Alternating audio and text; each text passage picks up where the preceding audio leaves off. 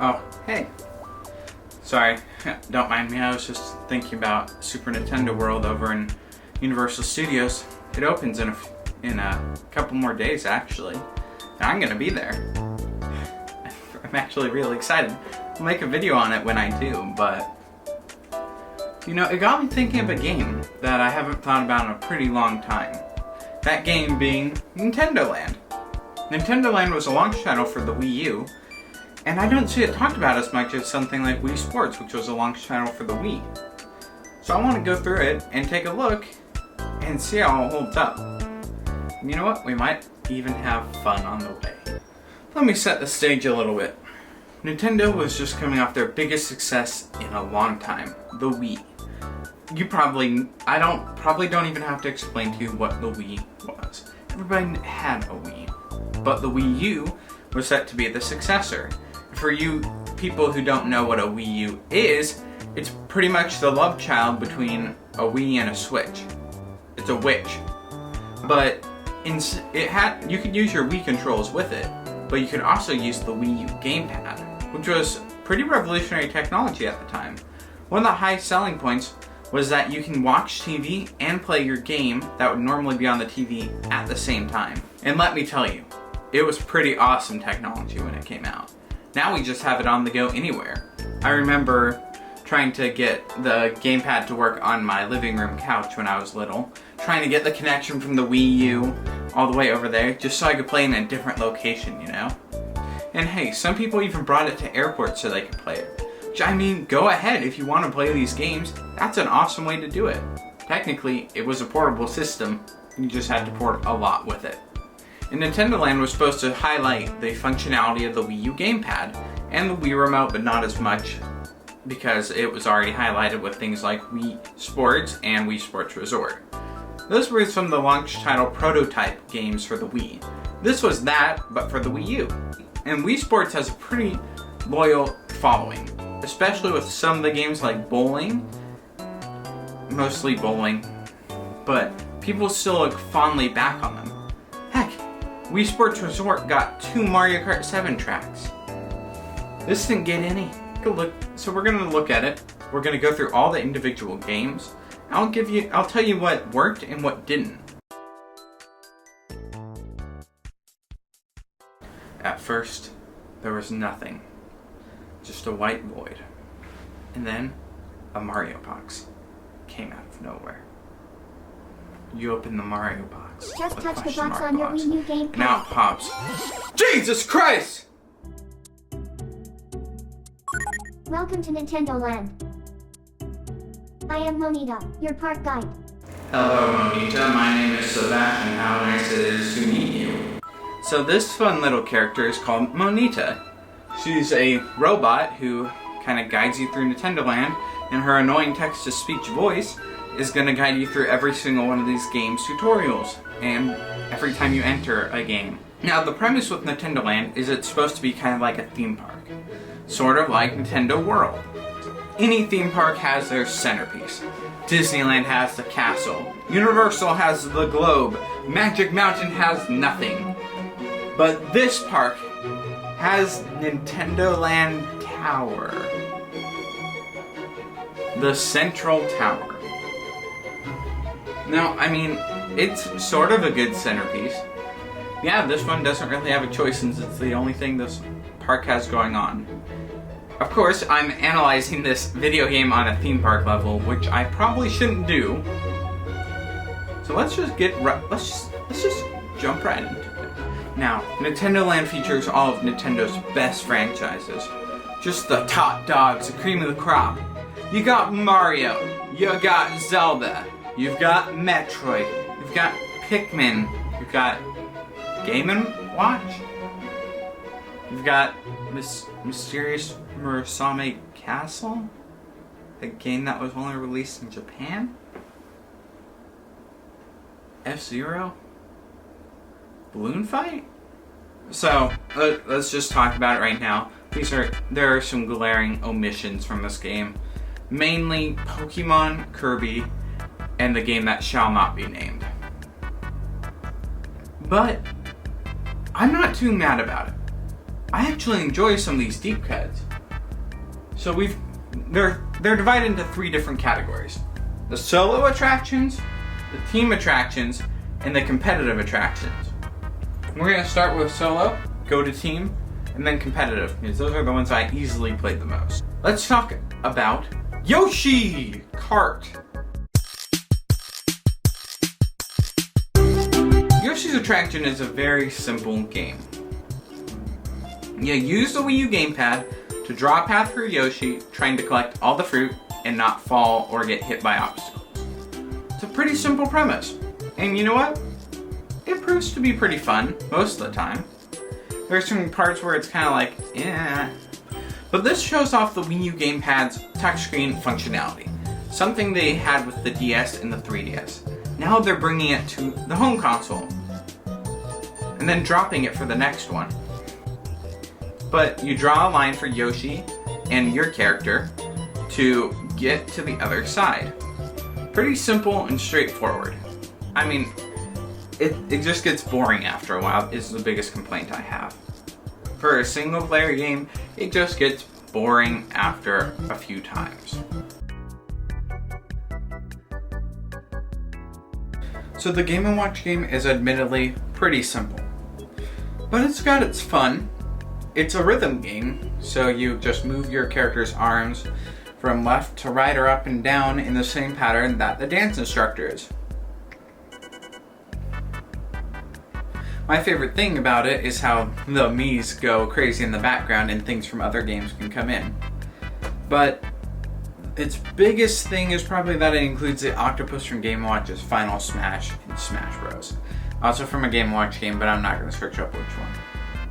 In simple terms, it's a dance-off. People of Zelda, the time has come to rejoice and renounce your paltry gods. Your salvation is at hand. Zelda! Yeah! Ooh, child, things are gonna get easier. Ooh, child, things are gonna get brighter now. Listen to these words.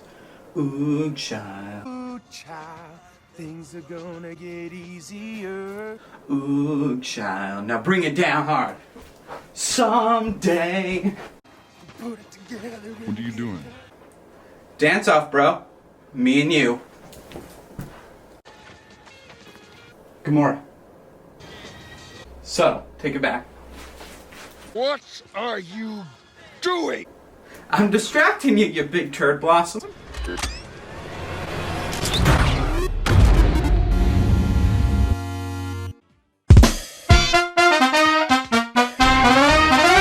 he's finally here, performing for you. He's tilting the gamepad, and so are you. Donkey Kong is pretty fun too. This one's probably one of my favorite of the single player ones. Just because I played it a lot, it's kind of hard actually. You tilt the gamepad from left to right, use the triggers to make things go, and that's pretty much it. Simple and straight to the point. It's based off the original arcade Donkey Kong game, not the modern Donkey Kong Country games, which were out at the time. But I think it gives it a pretty simple charm, and you know, it's fun. So that's the biggest thing. Good job.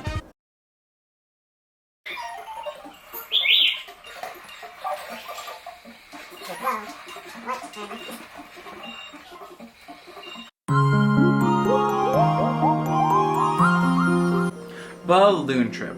It's Balloon Trip from Balloon Fight. It's pretty much the same game, both touch controls. You control the wind to make your character move.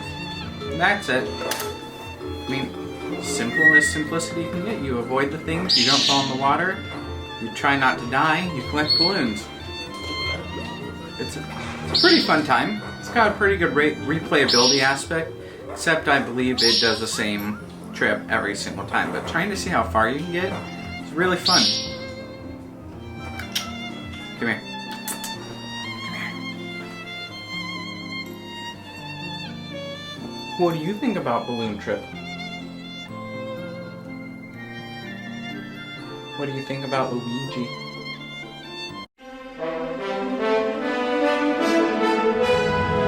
Now, the game based off the mysterious Murasame Castle is a weird case. Since it's a game that only ever came out in Japan. Most of the world just doesn't even know this exists and just assume it's a random ninja game. But it's by far the most in-depth single-player game. The thing that this one does is you swipe on the gamepad and throw ninja stars at the TV. It's most equatable to Toy Story Midway Mania, the game and the ride, where it's like a shooting gallery style game. Maybe like Duck Hunt. And the cool thing about it is there are a lot of different enemies, and you can do so many special different powers like clay bombs and stopping time. It's an interesting game, and I think it deserves to be on here even though nobody knows about it. And out of all the single player games, I say this is the most worthwhile one. This one's special to me because this is the closest we've gotten to an FZero game in the past decade and a half. This is the closest thing, folks. If you want to try FZero out on the most modern console, here you go. Not counting the remakes on the online systems. You move the gamepad from left to right in the horizontal manner. This App Store looking game is probably the most fun. Maybe not the most in-depth like the Murasame Castle, but it's fun. It's FZero. Sure, it's not as fast, but it's FZero for babies. And it's still fun. You go left and right and go speed and then woo, and then you fall off. Those are all the single-player games that Nintendo made. But there's still 6 more games, and these ones are supposed to be the ones that have the most meat and bones on them. So let's take a look at that, starting with surprisingly, I never really got very far in this when I was little, or a kid. It has 2 different ways you can play it. You can do it with a bow and arrow using the Wii U gamepad, or you can do it with a sword. My preferred way is the sword. What's cool about this also is you don't need the nunchuck, you just need the extension thing for the Wii Motion Plus, that's what it's called. Then you can just flail around. It's like the Wii sword fighting in Wii Sports Resort, except cooler. Now, functionally, this is sort of a small retelling of the first ever Zelda game, the 2D one. It's very similar. It's got a lot of the similar enemies, a lot of the similar terrain, and at the end you even get to fight Pig Ganon. Not Ganondorf, not Calamity Ganon, just Ganon. And honestly, it's my favorite one in this whole package, overall. And it's just got such a feeling of adventure and fun to it. It's hard to describe really, but it gives like an actual gaming experience, where the others don't feel like that, except for one coming out soon. Where the other ones feel like one-off Mario Party games, especially in the single-player campaign. There's no campaign. In the single-player modes, this one actually feels like an adventure. And it gives you tons of different enemies to fight too. From moblins to the Kisi, the bat things, spiders, and Ganon at the end. It's really cool. And it's really fun to play with another person too, because then you can have one person with the bow, and one person with the sword, or multiple people with the sword. Makes for a pretty fun time. Not that I have done that. I don't have friends. But, you know, I'm not the biggest Zelda fan, but man, it's just so fun. It emulates the style of the early 2D Zelda games and that feeling. And it gives you the most to do too. No! No! What happened? You jerk! It did this right as I was about to block a thing. Dang it. No! The other story-based campaign is Pikmin. And now, for those of you who don't know what Pikmin is, it's available on the Switch. I know you probably have a Switch. Go get Pikmin 3. play it, come back. But pretty much it's a fun little game where you go out and explore with a bunch of these little plant people and beat things up and collect. And that's pretty much what this game offers, except in a more linear fashion. Where the Pikmin games offer more on the exploration front, this Pikmin mode, it's pretty linear in its pathway. You can go off and explore on a few different times, but mostly you're fighting enemies and leveling up your Pikmin and getting power-ups, which is something that the original Pikmin doesn't really have. They just have different colors that do different things. But these power-ups are cool. I especially like the hammer one. But it's almost as good as the Zelda one. And it offers a lot more levels, too. In this one, since Pikmin doesn't really have a boss, you fight Dark Monita. But you fight her, and in this little world that's filled with big things. It's sort of like playing a Toy Story game, maybe, except you're the size of an ant. So maybe more like an Ant-Man game. That sounds fun, actually. Insomniac, if you're watching, after you're done with the Wolverine game, Ant-Man, do it. Yeah. Anyways, you just go through and you do all this fun stuff. There's also a versus mode, which is pretty fun too. Overall, it's good. I would still recommend it highly, but it's not as good as the Zelda. Because I think the Zelda one offers much more in combat variety. Especially with the amount of people you can have. With Pikmin, you just have yourself as Olimar on the gamepad, and you can have other people be Pikmin. Which isn't as fun for the other people as it is to carry a sword and a shield.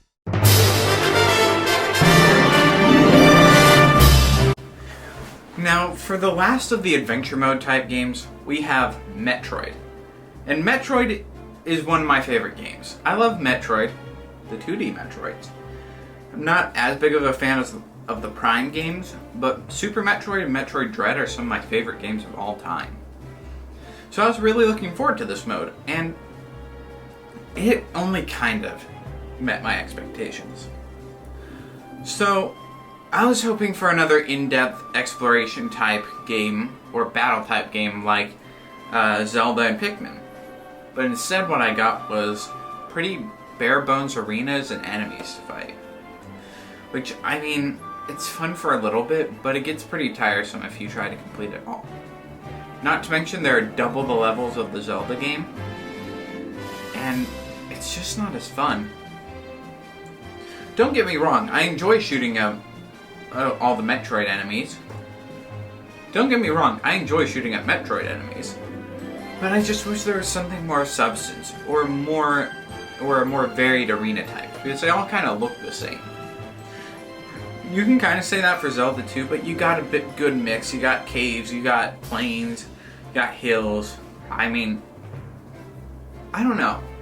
I just feel like there's something lacking with this mode. Tell you what's not lacking though, the boss fights. The boss fights in this mode are extremely fun. I love them. Sure, you're just like normal enemies, you just gotta shoot the targets that are on them. But it's really cool seeing these characters here. Especially during this time when there were no real Metroid games coming out. We didn't get a new Metroid game until last year with Metroid Dread, or 2 years ago now. But there were no Metroid games in the Wii U. No Prime games, no 2D games. It's pretty sad, honestly, that this is the closest thing we got. But you do get to fight Ridley in the end, which is fun. Not as fun as fighting Ganon, but still fun. And just like the Zelda one, there are two ways to play. You either fight from Samus's gunship, which has a name. Does it have a name? You can fight from Samus's gunship in the air, or you can fight on foot. On foot, you use the nunchuck and Wiimote. You use the Wiimote to shoot around, and the nunchuck to move, and you get a bunch of different items and stuff to make your shots different. Same with the gunship, except you're flying, and you use a gamepad. So it has the makings for a good mode in this game, but I don't think it quite reaches the mark because it becomes monotonous after a while. Pikmin does also kind of fall into this trap, but not as much. Since it's much more varied and it's a little more tactical.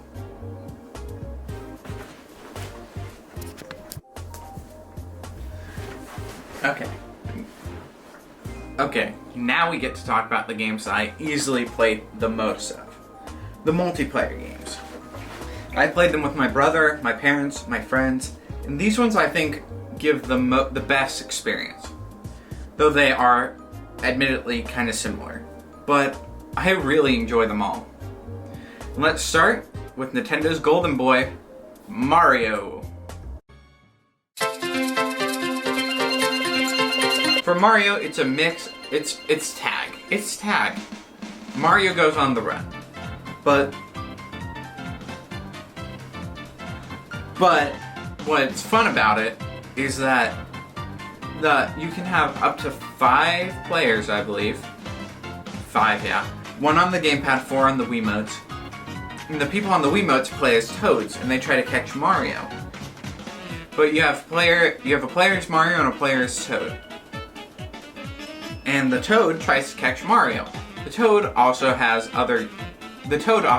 okay, so it's 1 Mario and multiple Toads. And the Toads, depending on the amount of players you have, can have Yoshis that help you hunt. And they have a boxing glove that goes in pow! Oh! Jaw.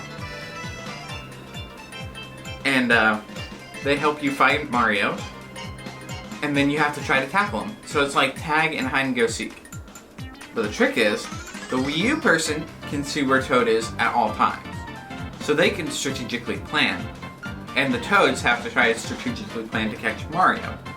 So it's a really fun game of cat and mouse. And I really enjoy it, and it's probably the one I've played the most. And there are 3 different arenas. There's a basic one, there's a mud one, and a slide one. Personally, I like the slide the best. It's really fun. Hello everybody, welcome back to the Mario channel. I am on the run currently from the Toads. If I do not make it out of here alive, please tell a bitch. I love her.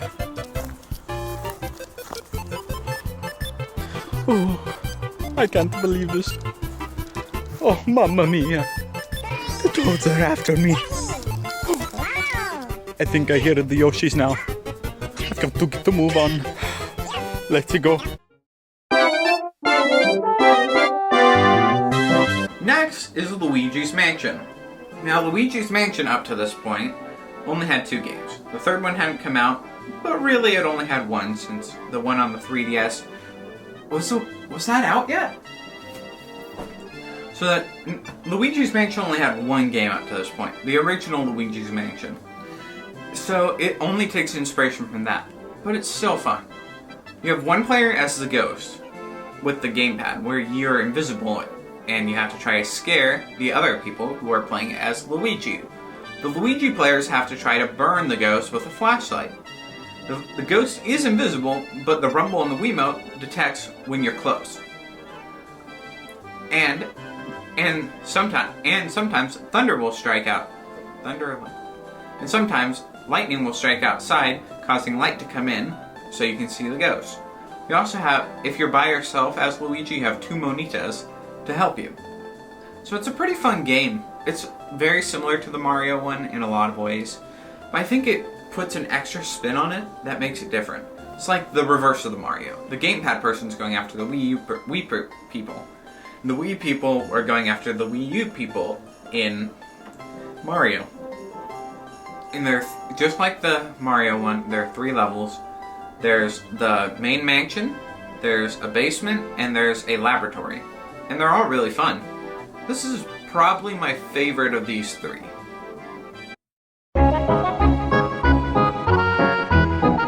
And finally, our last game is Animal Crossing.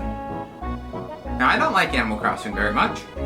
I find it kind of boring. Lots of people would disagree, but this is fun. It's fun enough. I don't think it lives up to the other 2 very much. It's not as fun, but it's still a pretty good time, and it's different. The gamepad person are these soldier guys with forks and knives. And the Wii people are animals trying to collect candy in their heads and trying to dump them, and you're supposed to like collect enough of them and then you win. But the other people are trying to hunt you down the entire time. So it's another fun kind of cat and mouse game, just like the other two. This one only has 2 stages, and they're both island themed. But yeah, it's just not as fun. I don't know. Something about it. It just feels different. It's not as intense, I guess. It's not as intense, I guess. But there are fun moments to be had with it too. Not saying it's completely void. It's just saying I'd rather play the other two. But I'd play this one too. But overall, the question I want to ask is, how does it live up to Wii Sports, the game that started the Wii and made it into and propelled into popularity? Obviously, this game didn't do that same job. The Wii U was an abject failure. So, what went wrong? Here, I think it's just the problem of replayability. Because overall, this game has probably better and more games than Wii Sports did. But Sports has much of a wider audience. It can connect with anybody.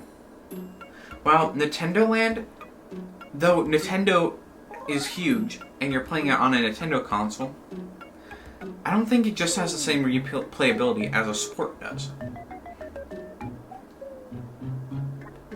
You're not going to want to replay the same 3 levels in the Mario game over and over again. It doesn't have that skill that's required for some of the Wii Sports things, like bowling.